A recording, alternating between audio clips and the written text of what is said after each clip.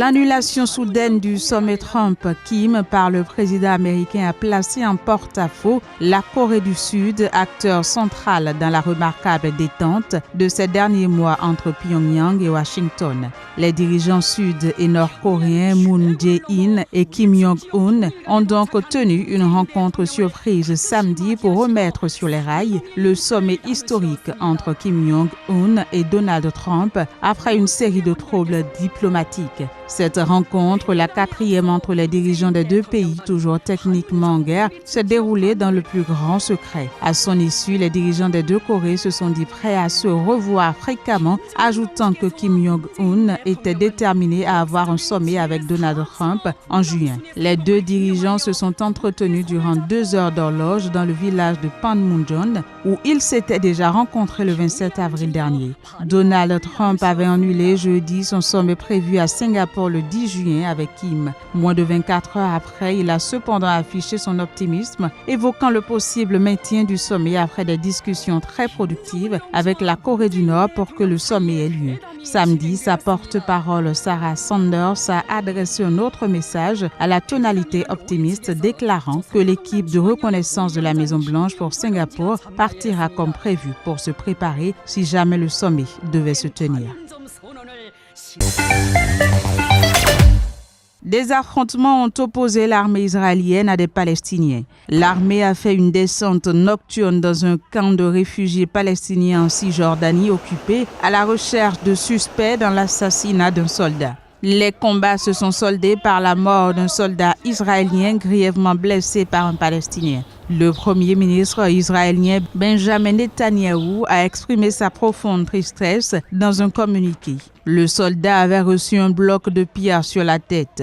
Le sergent Ronen Lubarski, âgé de 20 ans, était membre d'une unité des forces spéciales. Il avait été évacué dans un état critique vers l'hôpital Hadassah à Jérusalem. Selon des sources palestiniennes, le bloc de pierre lui avait été lancé sur la tête dans la nuit de mercredi à jeudi dans une opération visant à arrêter des Palestiniens. Les forces israéliennes mènent régulièrement des raids nocturnes dans les régions de Cisjordanie pour arrêter des activistes palestiniens. Le camp de réfugiés d'Al-Amari, qui héberge environ 15 000 Palestiniens, est un lieu de confrontation fréquente entre Palestiniens et forces israéliennes. En 2016, une opération israélienne y avait engendré des heurts durant lesquels 28 Palestiniens avaient été blessés.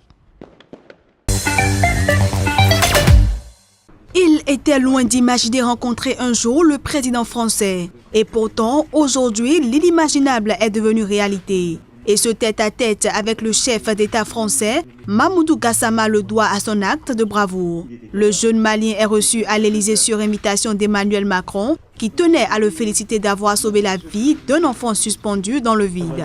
À titre de reconnaissance, le jeune Malien sans papier a reçu une médaille et un diplôme pour acte de courage et de dévouement.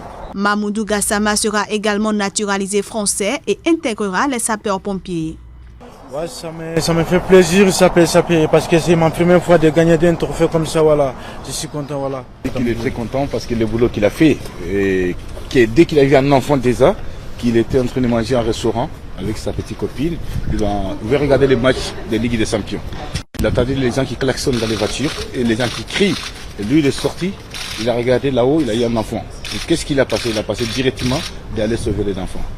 L'opération de sauvetage de Mamoudou Gassama a été filmée par des passants ébahis qui s'étaient regroupés en bas de l'immeuble. Sur la vidéo, on voit l'homme escalader à main nue et en 30 secondes environ 4 balcons de la façade de l'immeuble pour récupérer l'enfant et le mettre en sécurité. Diffusée sur les réseaux sociaux, la vidéo est rapidement devenue virale avec déjà plus de 4 millions de vues dimanche en fin de journée.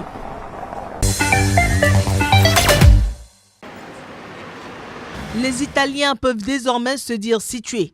Sans doute, à l'automne, se tiendront des élections anticipées, en tout cas, au plus tard, début 2019. Un programme inclura le vote du budget 2019.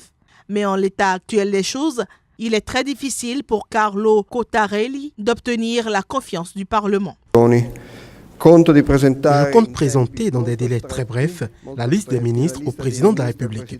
Je vais donc me présenter devant le Parlement avec un programme qui, en cas d'obtention de la confiance, inclut l'approbation de la loi du budget pour 2019.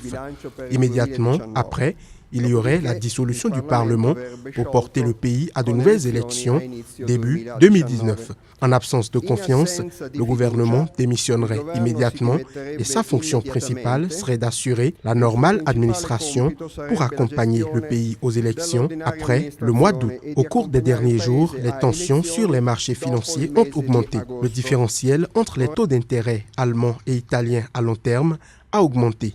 Toutefois, l'économie italienne est encore en croissance et les comptes publics sont sous contrôle.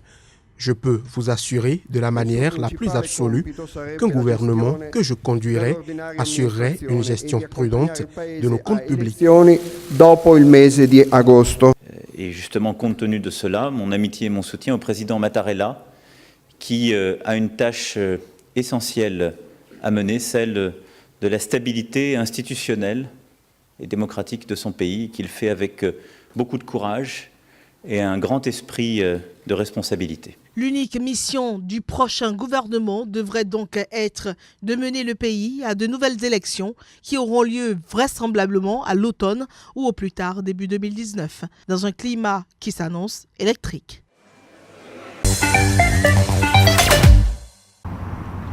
Coton-tige, couvert de pique-nique ou même ballon. Tous ces articles à usage fréquent sont désormais dans le viseur. L'Union européenne se lance ainsi dans la lutte contre les plastiques. Une dizaine de produits à usage quotidien ainsi que des équipements de pêche sont dans le collimateur de Bruxelles qui veut lutter contre la pollution des sols et surtout des mers et des plages par ces plastiques. Ces derniers représentent à eux seuls 70% des déchets marins en Europe.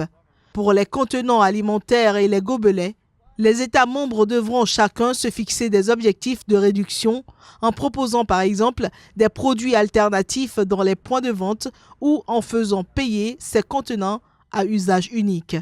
Bruxelles prône l'interdiction des cotons-tiges en plastique, couverts, assiettes, pailles, mélangeurs de cocktails et tiges de ballon qui devront être fabriqués en matériaux plus durables à la place. Les verres en plastique à usage unique ne seront autorisés que si le couvercle est attaché. Il incomberait aussi aux différents pays de parvenir à ramasser 90% des bouteilles en plastique à usage unique d'ici à 2025. D'autres obligations reviendraient aux fabricants de ces produits qui devront aider à couvrir les coûts de la gestion des déchets et du ramassage et devront obligatoirement indiquer sur les étiquettes comment recycler tel ou tel produit. C'est une nouvelle étape dans la chasse au plastique pour l'Union européenne qui compte déjà une petite victoire en la matière. La motion de censure destinée à renverser le chef du gouvernement conservateur espagnol, Mariano Rajoy, fait polémique au Parlement. Elle a été déposée vendredi dernier par le Parti socialiste et ce, au lendemain de l'annonce de la condamnation du Parti populaire dans un procès pour corruption, une affaire appelée Gürtel en Espagne. Comme sur le budget la semaine dernière, le sort de Rajoy devrait encore une fois être suspendu à la décision du Parti nationaliste basque qui n'a pas encore révélé sa position mais pourrait donner ses voix au parti de Sanchez avec qui il gouverne le Pays basque. Le parti libéral Ciudadanos a refusé jusqu'à présent d'appuyer le parti de Sanchez souhaitant des élections anticipées alors qu'il a le vent en poupe dans les sondages. Concrètement, si la motion réussit, Mariano Rajoy sera automatiquement destitué et Sanchez immédiatement investi chef du gouvernement. À l'inverse, si Rajoy, qui a écarté mercredi l'idée d'une démission, survit à la motion de censure, il en ressortirait de toute façon très affaibli, soulignent les analystes.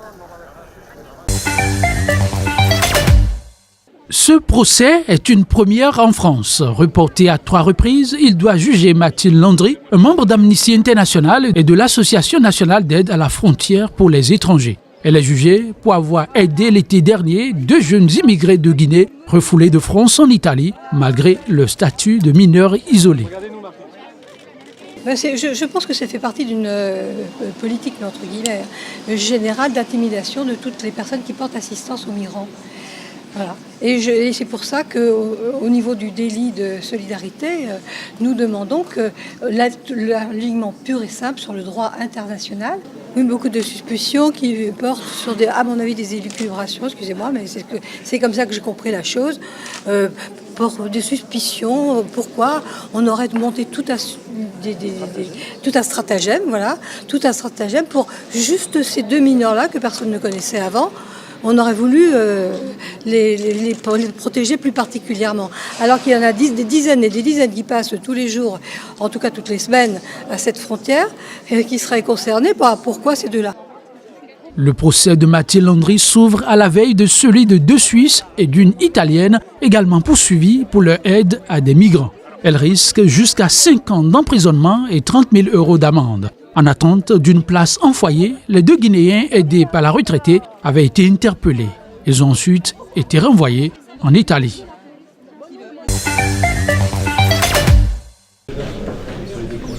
La SNCF est en colère. Elle place le débat sur le terrain de la déloyauté, mais la transmission tardive est due simplement à des remontées de terrain. À la base de tout ce ressentiment, l'avocat de la SNCF a appuyé sa demande de renvoi sur la transmission tardive de pièces par les syndicats.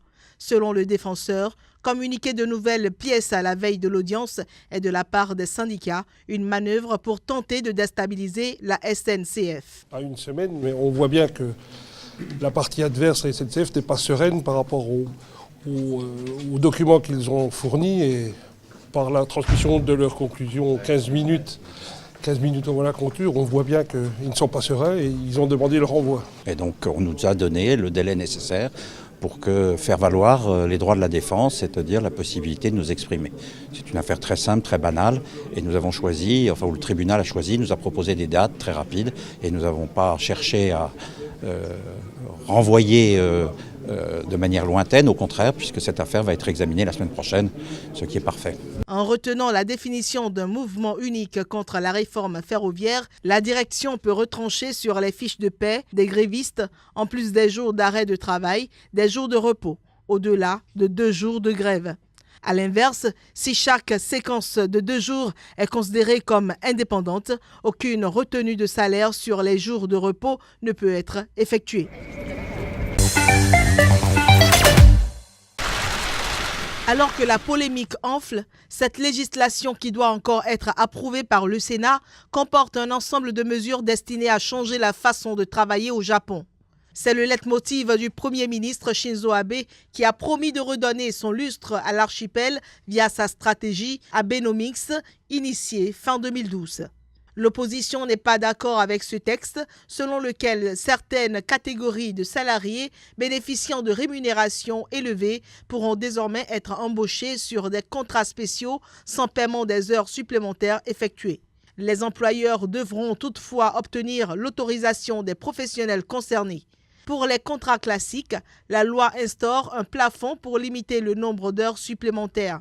Parmi les autres mesures figure la promotion du télétravail, la possibilité pour les employés de bureaux d'arrondir leur fin du mois en développant d'autres activités et la réduction des disparités salariales entre contrats précaires et contrats à vie.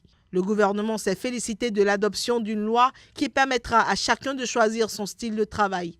Actuellement, la durée légale de travail est au Japon de 40 heures par semaine, complétée par un plafond théorique de 45 heures supplémentaires par mois qui vole en éclats quand existe un accord d'entreprise.